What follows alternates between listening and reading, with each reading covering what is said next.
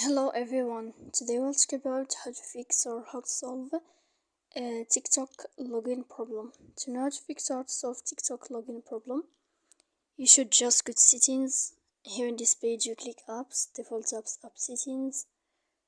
When you'll find this page, you'll enter to the window of TikTok and you will click here. Then this page of app info, you will click on first stop and you will click OK. Here we go to click on storage.